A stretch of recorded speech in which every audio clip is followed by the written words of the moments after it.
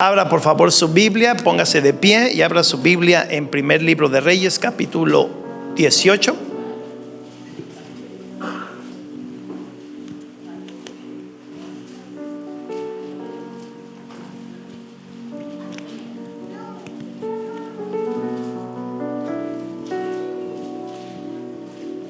Vamos a comenzar a leer del versículo 20 en adelante. Todos váyanse al Primer Libro de Reyes, capítulo 18, versículo 20 en adelante. Voy a estar leyendo algunos versículos, básicamente 20, para que con paciencia esté atento. Muy bien, Primer Libro de Reyes, capítulo 18, versículo 20 dice así: Entonces Acab convocó a todos los hijos de Israel y reunió a los profetas en el monte Carmelo. Y acercándose Elías a todo el pueblo dijo: ¿Hasta cuándo claudicaréis o cederéis vosotros entre dos pensamientos? Si Jehová es Dios, seguidle, y si Baal, id en pos de él. Y el pueblo no respondió palabra. Y Elías volvió a decir al pueblo: solo yo he quedado profeta de Jehová, mas de los profetas de Baal hay 450 hombres. Dénsenos pues 2 bueyes y escojan ellos uno y córtelo en pedazos y póngalo sobre leña, pero no pongan fuego debajo. Y yo prepararé otro buey y lo pondré sobre la leña y ningún fuego pondré debajo. Invocad luego vosotros el nombre de vuestros dioses y yo invocaré el nombre de Jehová, y el Dios que respondiere por medio de fuego, ese sea Dios. Y todo el pueblo respondió diciendo: bien dicho. Entonces Elías dijo a los profetas de Baal: escógenos un buey y preparadlo vosotros primero, pues que sois los más, e invocad el nombre de vuestros dioses, mas no pongáis fuego debajo. Y ellos tomaron el buey que les fue dado y lo prepararon e invocaron el nombre de Baal desde la mañana hasta el mediodía, diciendo: Baal, respóndenos. Pero no había voz, ni quien respondiese. Entre tanto ellos andaban saltando cerca del altar que habían hecho. Y aconteció al mediodía que Elías se burlaba de ellos diciendo: gritad en alta voz, porque Dios es quizá está meditando, o tiene algún trabajo, o va de camino, tal vez duerme y hay que despertarle. Y ellos clamaban a grandes voces aún más y se sajaban con cuchillos y con lancetas conforme a su costumbre, hasta chorrear la sangre sobre ellos. Pasó el mediodía y ellos siguieron gritando frenéticamente hasta la hora de ofrecerse el sacrificio, pero no hubo ninguna voz, ni quien respondiese ni escuchase. Entonces dijo Elías a todo el pueblo: acercaos a mí. Y todo el pueblo se le acercó, y él arregló el altar de Jehová que estaba arruinado. Y tomando Elías 12 piedras conforme al número de las tribus de los hijos de Jacob, el cual había sido dada palabra de Jehová diciendo: Israel será tu nombre, edificó con las piedras un altar en el nombre de Jehová. Después hizo una zanja alrededor del altar en que cupieran 2 medidas de grano. Preparó luego la leña y cortó el buey en pedazos y lo puso sobre la leña. Y dijo: llenad 4 cántaros de agua y derramadla sobre el holocausto y sobre la leña. Y dijo: hacerlo otra vez. Y otra vez lo hicieron. Dijo aún: hacerlo la tercera vez. Y lo hicieron la tercera vez. De manera que el agua corría alrededor del altar, y también se había llenado de agua la zanja. Cuando llegó la hora de ofrecerse el holocausto, se acercó el profeta Elías y dijo: Jehová Dios de Abraham, de Isaac y de Israel, sea hoy manifiesto que tú eres Dios de Israel y que yo soy tu siervo, y que por mandato tuyo he hecho todas estas cosas. Respóndeme, Jehová, respóndeme, para que conozca este pueblo que tú, oh Jehová, eres el Dios y que tú vuelves a ti el corazón de ellos. Entonces cayó fuego de Jehová y consumió el holocausto, la leña, las piedras y el polvo, y aún lamió el agua que estaba en la zanja. Viéndole todo el pueblo, se postraron y dijeron: Jehová es el Dios, Jehová es el Dios. Entonces Elías les dijo: prended a los profetas de Baal para que no escape ninguno. Y ellos los prendieron y los llevó Elías al arroyo de Sison y allí los degolló. Amén, amén y amén. Vamos a orar, hermanos. Padre, te damos gracias por esta palabra. Grande eres y para siempre son tus misericordias, Señor Santo. Favorécenos, bendícenos, Dios Todopoderoso. Sea tu mano misericordiosa, Señor, sobre nosotros, tu diestra. Que tu Espíritu nos oriente, nos guíe, nos ilumine, Señor Santo, y nos dé entendimiento, así como fuego, Dios mío, en este día de tu Espíritu, Señor. En el nombre de tu Hijo Jesús te lo pido. Amén, amén y amén. Aleluya, gloria a Dios. Pueden sentarse, hermanos. Dios me los bendiga.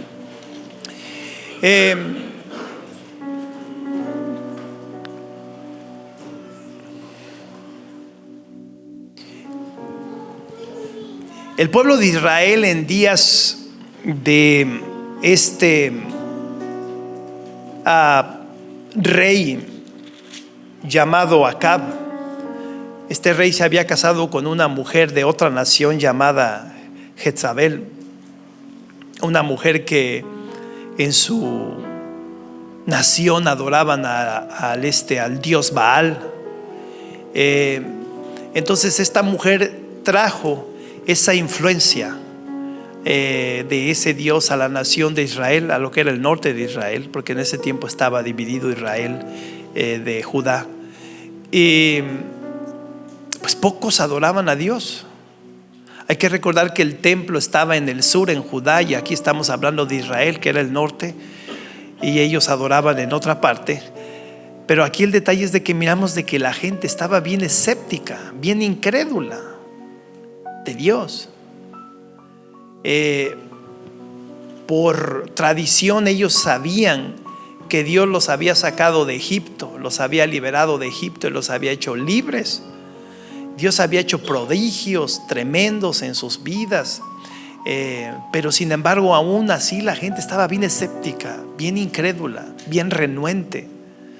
Entonces, reunidos allí en lo que es el Monte Carmelo, en una parte baja de lo que es el Monte Carmelo, es una cimita que está ahí, y por debajo pasa un riachuelo, como le dicen.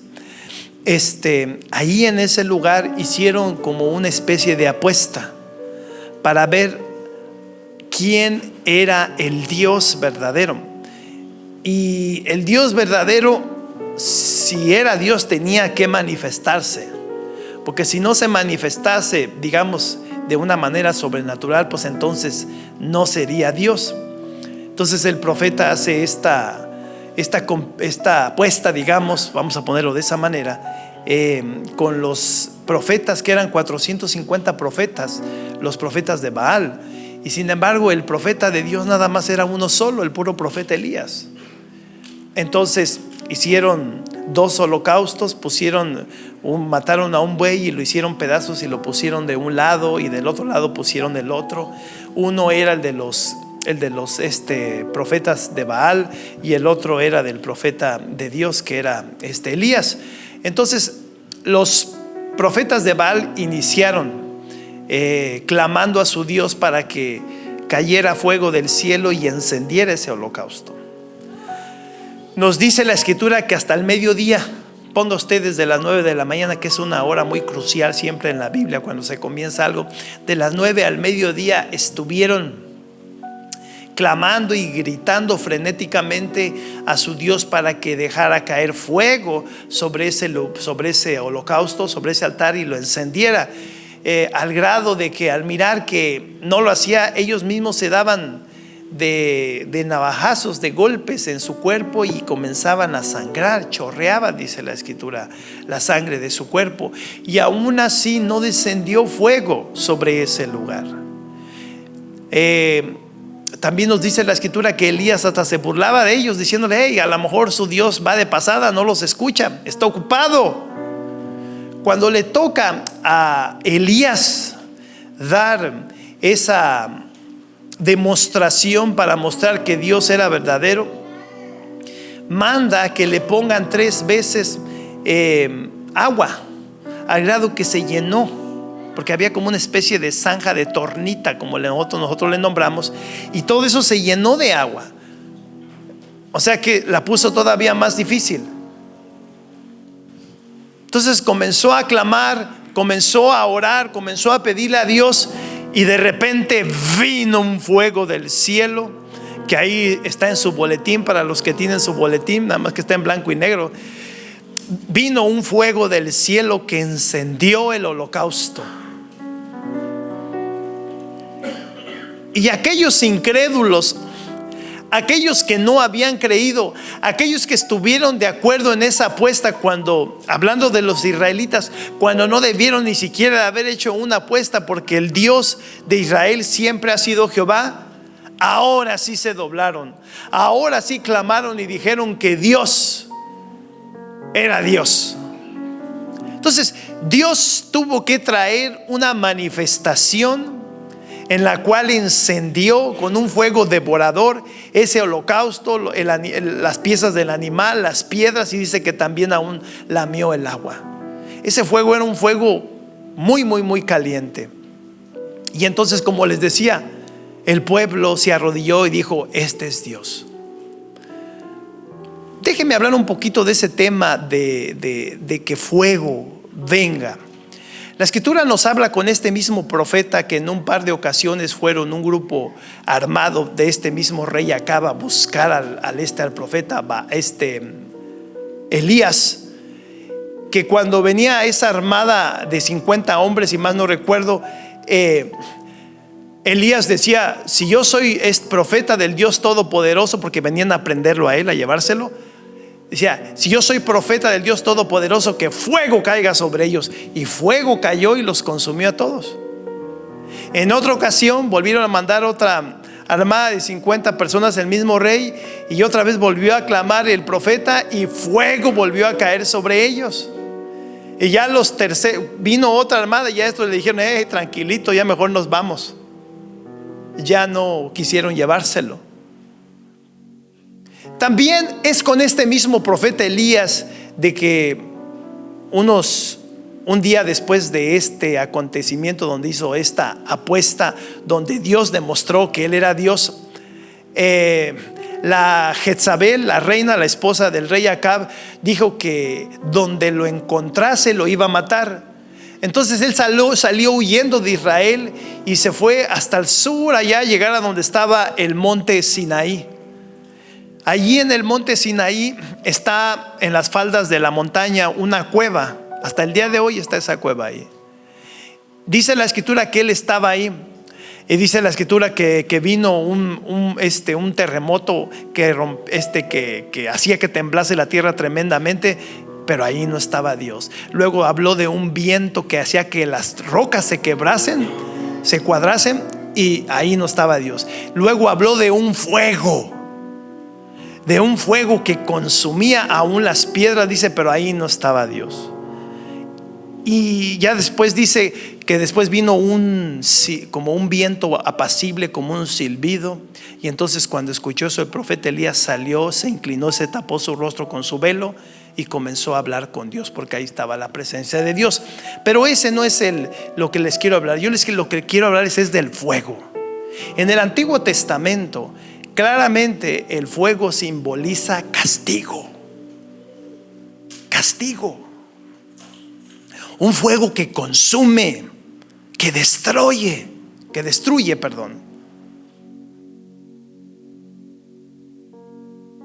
Pero ahora hay un fuego que desciende del cielo, diferente. Y este fuego es como un fuego abrasador. Este no te quema. Este te abraza, te llena de la gloria de Dios. Y ese fuego es el Espíritu Santo.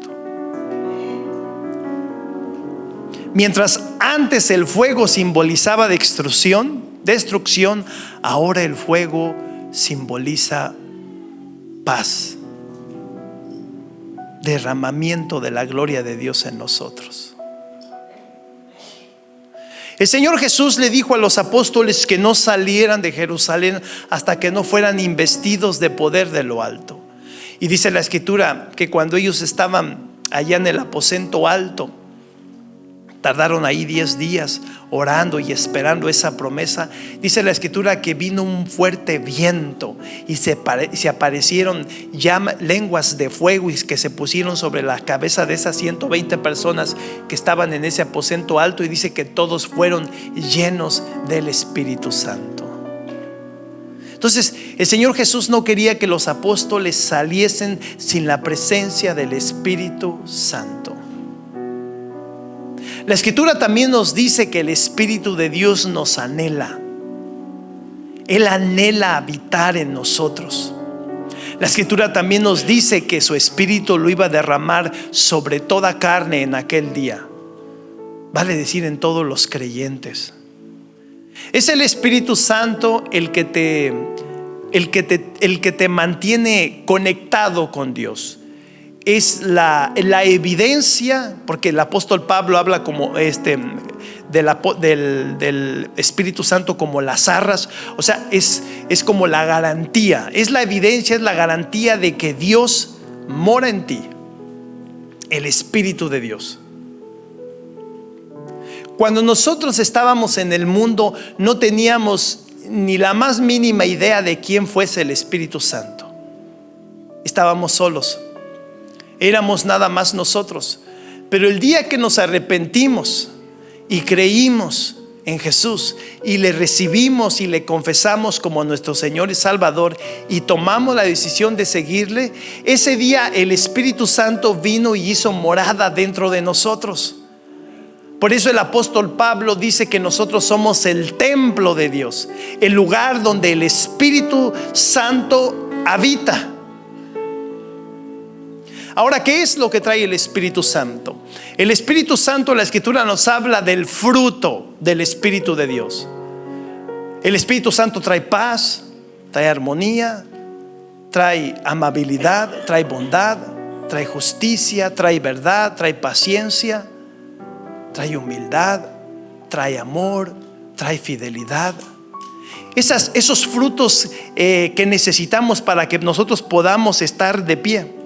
¿Qué más trae el Espíritu Santo? El Espíritu Santo también trae poder. La Escritura nos habla ya en el capítulo 12 de la carta a los Corintios sobre los dones del Espíritu Santo, que son dones de poder, dones de sanidad, dones de lengua, dones de interpretación de lengua, dones de palabras de ciencia, dones de hacer milagros, dones donde el Espíritu de Dios con poder y gloria se asienta en un lugar y hace cosas extraordinarias. Vale decir que lo que a la iglesia la mantiene de pie es el Espíritu de Dios. Si un lugar donde se adora a Jesús, el Espíritu Santo no está allí, es un lugar hueco, vacío. Es un club de personas que se reúnen para hacer algo religioso, pero sin Dios. Es como cuando la Escritura dice que la fe sin obras está muerta. Así también una iglesia sin el Espíritu Santo está muerta. El Espíritu de Dios tiene que estar en ese lugar. Esa evidencia debe de manifestarse una y otra vez. Pero déjenme les digo una cosa. La Escritura nos dice también que al que pide se le dará, y al que busca encuentra o encontrará. Una de las cosas que pasa cuando nosotros nos reunimos en un lugar como estos es de que al Espíritu de Dios se le busca, se le clama, se le pide. Y muchas veces tú no llegas a tener un encuentro con Él donde sientas su gloria, donde sientas que Él se asienta sobre ti y te trae lo que estás buscando. No sé, a lo mejor quizá paz, gozo, alegría, libertad o sanidad. Y a veces no pasa eso porque te quedas allá atrás. No lo buscas. Te quedas mirando qué es lo que hacen los hermanos, qué hacen que están acá enfrente. Y ahí mismo donde estás, tú puedes doblarte y empezar a clamar al Dios Todopoderoso para que se mueva sobre tu vida. Tiene que haber un momento en tu vida en que dejes de ser un cristiano espectador, que nada más estés mirando, y te conviertas en un cristiano que vive esa comunión con el Señor constantemente, que estás dentro de la escena y no fuera de la escena nada más mirando. Ahora eso sucede cuando lo buscas. Entonces a veces el Espíritu de Dios brilla por su ausencia, no porque no quiere estar con nosotros, sino porque no lo llamamos, no lo buscamos, no lo invocamos. Y tú te haces en tu cabecita y dices, pues ¿cómo trabajará eso? Yo no te voy a decir cómo, porque no sé. Lo único que sé es de que si lo pides y lo crees, Él viene sobre tu vida.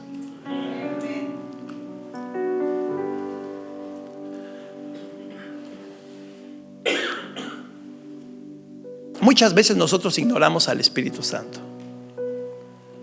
Muchas veces nos apagamos con Él. Muchas veces nos dejamos llevar por las circunstancias que estamos viviendo en la vida y lo dejamos pasar. Hay veces que no tienes fuerza y fortaleza, cuando la Escritura dice que el Espíritu Santo es tu consolador, es el que te consuela. Entonces eso pasa por tu falta de comunión con Él. Procura tener comunión con Él.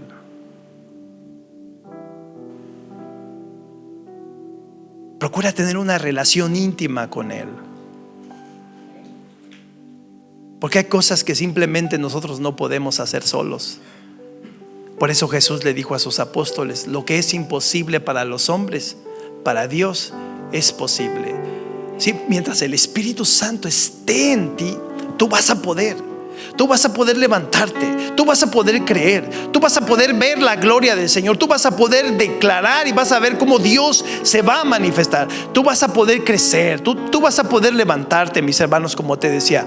Pero tienes que tener esa intimidad con Él, esa comunión con Él, esa certeza de que tú eres templo de Él y de que no andas tú solo y te riges tú solo. Miren, hermanos, el otro día platicando con alguien me decía: a veces uno descuida, o no sé cómo decirlo, o no le echa ganas en invitar la presencia del Espíritu Santo a su vida. Y yo le decía: es que no se trata de que lo invites. Porque invitar es atender a alguien y quedar bien con esa persona, o no sé, ser buen hospitalario con esa persona. No, el Espíritu Santo no quiere que lo invites como luego lo invita uno, y de repente hay momentos en que ya uno no quiere estar en las cosas espirituales y te apagas y otra vez después lo vuelves a invitar. No. Lo que el Espíritu Santo quiere hacer es llegar a ti y quedarse ahí, y que te rindas a Él y que hagas la voluntad de Él. En el Padre Nuestro, dice la Escritura, nos enseña el Señor Jesucristo: Padre nuestro que estás en los cielos, santificado sea tu nombre, venga tu reino y que se haga tu voluntad. Entonces el Espíritu Santo muchas veces no se puede manifestar en nosotros porque no buscamos hacer su voluntad. Entonces Él no quiere que lo invites nada más para que te sientas bonito, o para que hables en lenguas, o para que, qué sé yo, haga una manifestación. No, Él quiere venir a tu vida, posar en tu vida y reinar en tu vida, para que entonces tú te sometas a esa voluntad. Cuando Jesús andaba en este mundo, una de las cosas que decía era esto: yo no hago lo que quiero, yo hago lo que veo que el Padre hace, o lo que oigo. Entonces aún Jesús mismo se rendía a la voluntad del Espíritu de Dios. Y ese es un problema que tiene la iglesia. El otro día por ahí conversando con alguien, hablaban sobre una persona que está esperando a que le diga el Espíritu Santo qué hacer. Y porque aquí hay otra enseñanza que quiero compartir con ustedes.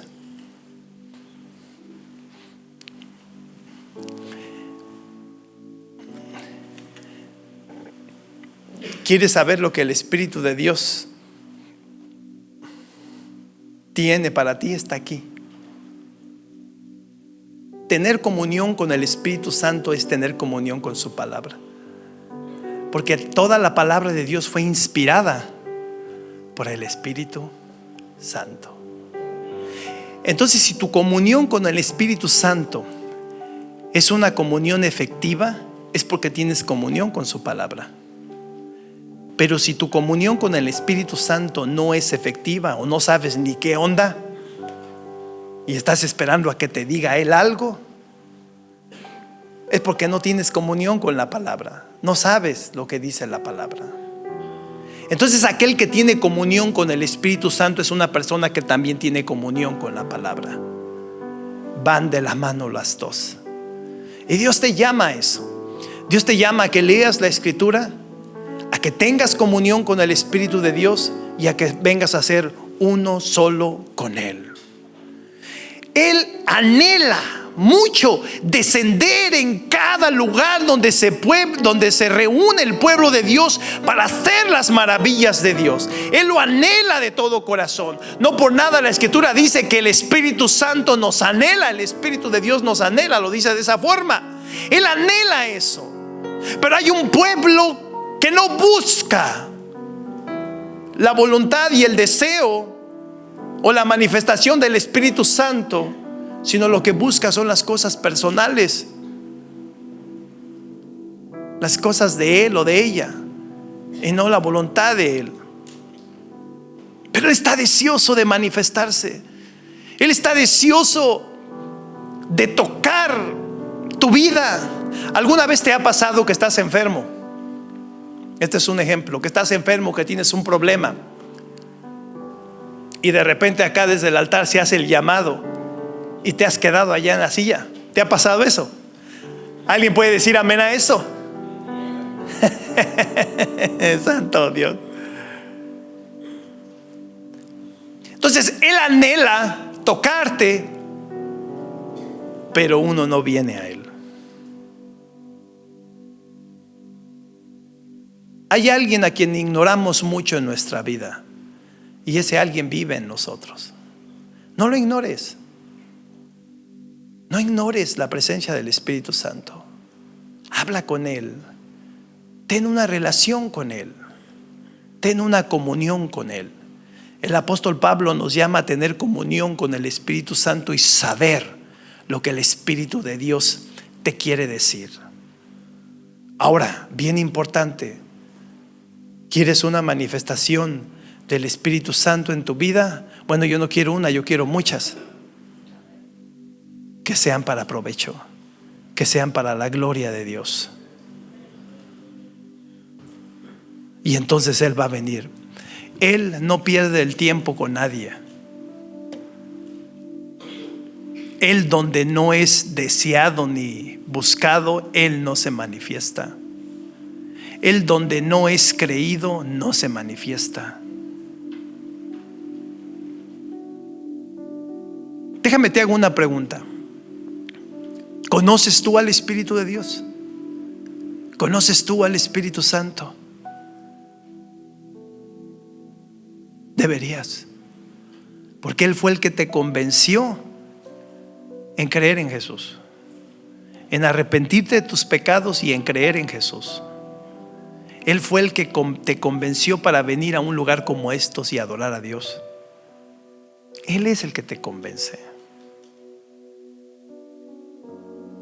Tu vida sería mucho más fácil si tuvieses una comunión con Él y no una comunión con tu propia carne o con tu propia sabiduría humana. Procura tener esa comunión con Él. Dice la Escritura, volviendo a la Escritura donde estábamos, que cuando Elías comenzó a clamar y a pedirle al Señor. Ese fuego descendió sobre ese altar. Y yo te voy a decir una cosa: si tú y yo clamamos el día de hoy, si cuando vayas para tu casa te arrodillas allí a un lado de tu cama y comienzas a clamar y decir: Espíritu de Dios, desciende sobre mi vida, toca mi vida, transforma mi vida, aviva mi vida, dame un nuevo mover dentro de mí. El Espíritu de Dios va a caer como fuego que va a fulmigar, que va a penetrar hasta dentro de tu ser y te va a cambiar, te va a dar lo que necesitas. Tu ánimo se va a restablecer, tu gozo va a volver a venir a tu vida, tus miedos se van a ir, los complejos se van a ir, te vas a sentir en paz, te vas a sentir en gozo, te vas a sentir certero. ¿Por qué? Porque eso trae el Espíritu de Dios para cuando uno lo clama y viene a su vida. A veces tú y yo somos cristianos muy apagados y muy debiluchos. Y eso es porque convivimos con nuestra carne y no con el Espíritu de Dios. Les voy a volver a repetir eso. A veces usted y yo somos muy debiluchos y el enemigo trapea nuestras vidas con nosotros. ¿Por qué? Porque la comunión que tenemos es con la carne, con nuestros deseos y nuestras pasiones carnales, pero no con el Espíritu de Dios. ¿Dónde está el Espíritu de Dios en tu vida? No lo ignores. No lo ignores. Él anhela estar contigo. Él anhela caminar contigo. Él anhela revelarte la gloria de Dios. Pero sométete a la voluntad del Espíritu Santo y vas a ver que vas a ser bendecido. Vas a conocer el Evangelio, vas a conocer la fe de una manera mucho más profunda y mejor en tu vida. Déjame, te hago otra pregunta. Una vez un pastor venía, ya te la hago, Una vez un pastor venía y me decía, Pastor Juan, me decía, porque era un americano. Y era un pastor que tenía un carisma tremendo, Él ya está jubilado, pero tenía un carisma tremendo. Iglesia donde él trabajaba por un lapso de 6-7 años, las iglesias crecían. Estoy hablando de la iglesia metodista. Y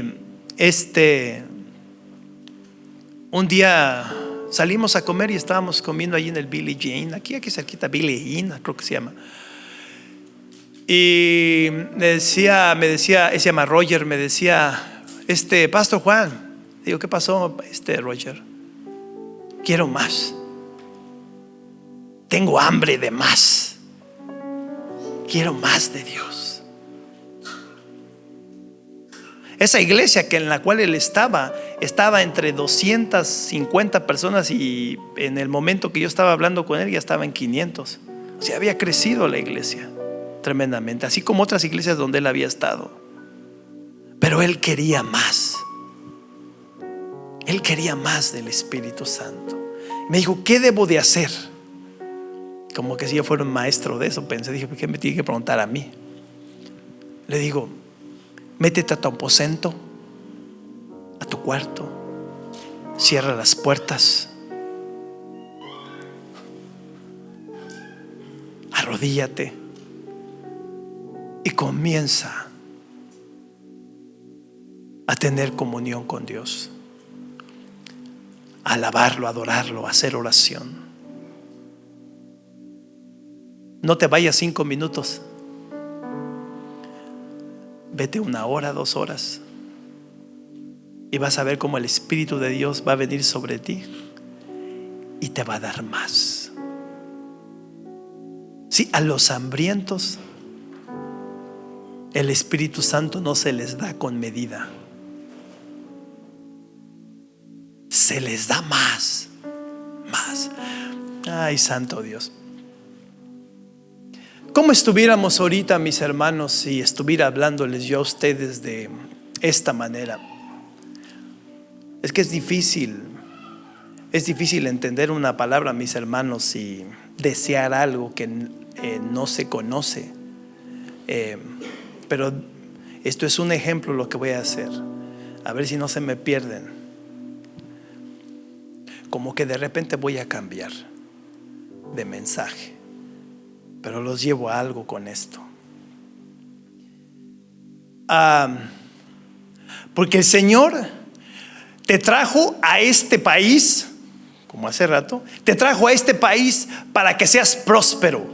Al pueblo de Dios Él lo sacó de Egipto, lo liberó de la esclavitud, lo liberó de la pobreza donde estaba, lo liberó de ser esclavos que le servían a maestros, los sacó de Egipto, y cuando los liberó con maravillas, no los liberó solamente con las pertenencias que tenían, sino que vinieron los egipcios y les donaron sus joyas, sus prendas, sus tesoros, todos se los dieron, y salieron ellos ricos de ese lugar donde antes habían sido esclavos, y ahora al lugar donde iban, que era la tierra prometida, en ese lugar ellos iban a ser únicos. Dios los iba a prosperar, Dios los iba a bendecir, los levantó, y en tiempos de Salomón los hizo una nación poderosa y rica, al grado de que nunca ha habido ningún rey más rico y más sabio que Salomón, y esas mismas bendiciones son para ti.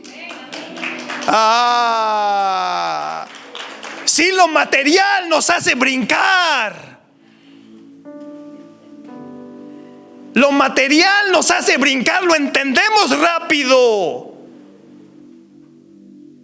Lo que va de pasada, lo que aquí se queda, eso nos hace aleluya. Pero yo te estoy hablando de lo espiritual, del Espíritu del Dios Todopoderoso, que te puede dar una felicidad mucho mayor que la que el dinero y el poder te pueda dar. Búscalo, llámalo. Que ese fuego, como descendió allí, descienda un día sobre tu vida y digas tú: quiero más, y más te va a dar. Una de las cosas que hace el Espíritu Santo es de que te comienza a revelar cosas profundas y maravillosas que solamente con Él y en Él entiendes. Pero sin Él las escuchas predicar y no las entiendes. Un día estaba yo orando y de repente tuve una visión en mi oración. Estaba arrodillado ahí en mi ventana del cuarto de nosotros, y de repente todo se puso blanco. Así como cuando, si usted de repente ahorita viene y se pone enfrente de una de estas luces que están bien fuertes, y con los ojos cerrados se pone enfrente de la luz y se pone todo blanco. Así de repente se me vino esa visión y empecé a ver todo blanco. Y yo miraba cómo en mi espíritu el Espíritu Santo me tomaba de la mano y me llevaba hacia adentro. Y esa paz que yo siempre he deseado, ese gozo que yo siempre he deseado, esa alegría que yo siempre he deseado, ese sentir de calma y armonía dentro de mí que yo he deseado, ahí lo sentí. Cada paso que yo iba caminando con Él, me sentía tan completo, tan feliz. Me sentía como que no necesitaba nada más, no tenía deseos de nada más, todo lo tenía ahí. Y eso es lo que hace el Espíritu Santo. El Espíritu Santo te lleva a una dimensión en la cual no deseas nada de este mundo. Todo te lo da. Te sientes completo, te sientes feliz, te sientes gozoso, te sientes alegre. Si ahorita estás pasando por pruebas en las cuales te sientes triste, desanimado, desalentado, y eres cristiano, ¿cuántos de aquí son cristianos? No deberías de estar así.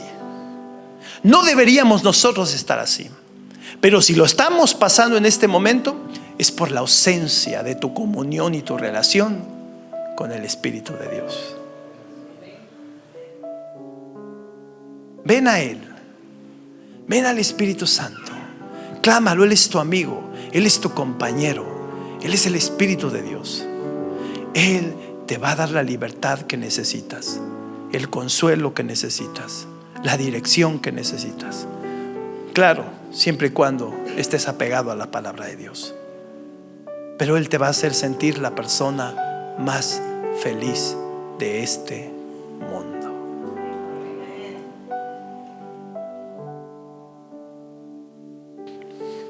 Si yo te preguntara ahorita, hermano, hermana, ¿qué es lo que te haría más feliz el día de hoy? ¿Cuál sería tu respuesta? Medita. Medita en esa pregunta por un momento. ¿Qué te gustaría tener o ser, quizá? Medita. Si es algo de buena conciencia, el Espíritu Santo te lo puede conceder. Y mejor todavía, en Él está la respuesta. Procura tener comunión con el Espíritu de Dios y no lo ignores. Ríndete a su voluntad.